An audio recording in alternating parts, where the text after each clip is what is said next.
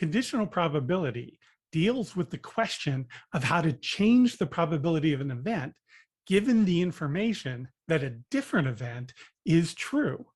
Consider the following story. The ranger and the thief looked at the small pile of gems and gold coins they had taken from the defeated lich's lair. Each eyed the treasure and then each other. Feeling lucky, the thief said, "Then perhaps a game to decide the owner of the treasure. Winner takes all." The stakes were set. The game would be determined by 3 flips of a gold coin. They selected one golden coin from the hoard. The side with the Emperor Conravus imprinted upon it, they dubbed heads. The other side with a wyvern they called tails. A head would count as a win for the ranger, tails for the thief. Out of 3 flips, the player who won 2 or more would take it all. The first flip was made and heads came up. The ranger smiled, knowing that the odds of winning had just increased. But by how much? Just at that moment, the rest of the party burst in. "We must flee," they shouted. "Grab your riches and go." The ranger and thief scooped their treasure into a pouch. But who owned it?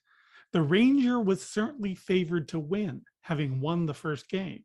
But it was not impossible that the thief could still win the game should it continue later. The 2 players faced the problem of points.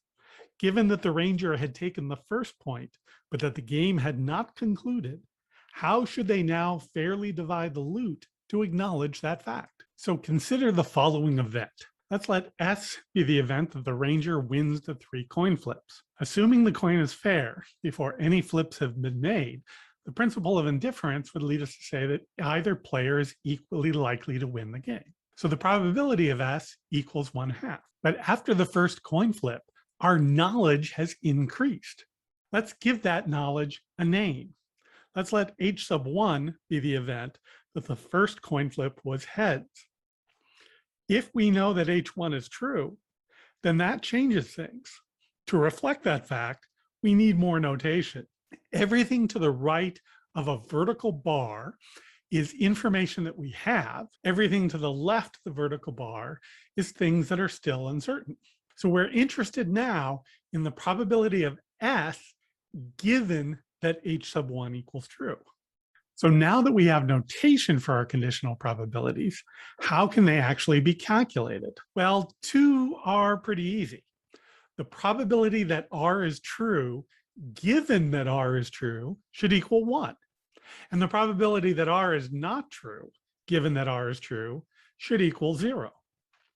But what about more general probabilities of S given R, where the event S is not completely determined by the event R? Well, let's think about what happens in the problem of points being played by the ranger and the thief. In a game of 3 flips, where each coin has 2 outcomes, there are 2 times 2 times 2 equals 8 different outcomes that could occur. Now recall that S is the outcome where the ranger wins the game, so there are at least 2 heads in those outcomes.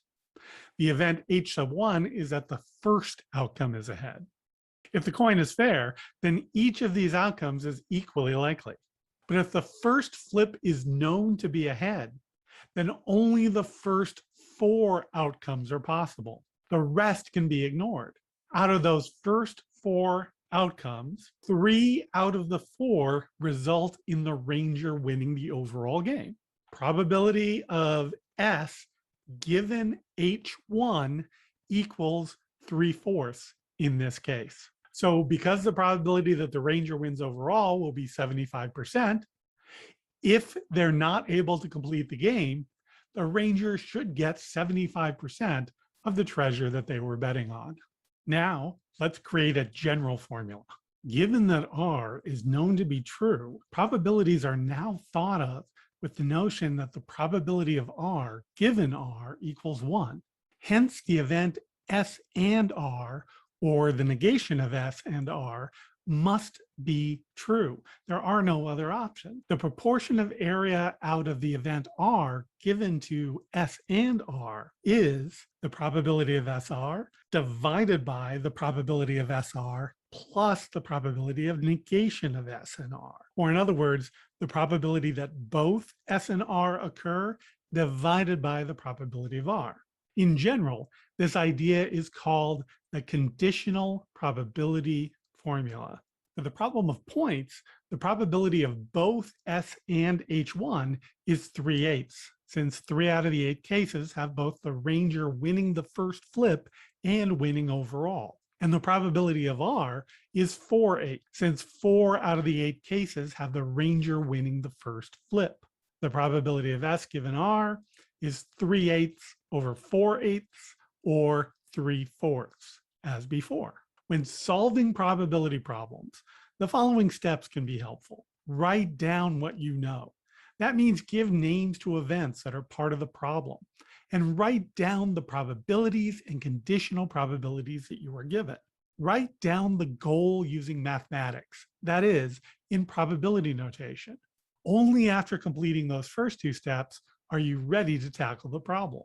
Now, another way of viewing the conditional probability formula is by viewing it as a two-stage experiment. Think about the event that both S and R are true. Then first, R has to be true, which happens probability of R fraction of the time.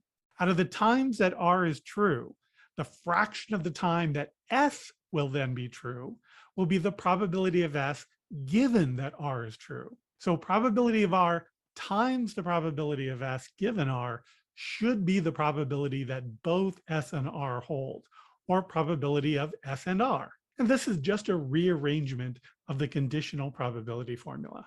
There is no particular reason to stop at only 2 stages of an experiment. This idea works for 3 or more stages as well. The probability that both A1 and A2 and A3 hold will be the probability of A1 times the probability of A2, given that A1 is true, times the probability of A3, given that both A1 and A2 are true. In this fashion, the probability that any number of events that are all true can be calculated. Another way to understand probability is through the use of odds. For a given statement S, the odds that S is true is the probability that the statement is true divided by the probability that the statement is false. For example, if the probability of S is 2/3, then the probability of the negation of S is only 1/3. And the odds that S happens is 2/3 divided by 1/3, or 2 to 1. We can also use the colon notation as an older notation for fractions. Now, unlike probabilities, odds can be greater than 1, for instance, 5 to 4, less than 1, 3 to 7, or equal to 1. You can have 1 to 1 odds. So that's how we deal with conditional probabilities. We use the conditional probability formula in order to find the new probability of event given that a different event is actually true.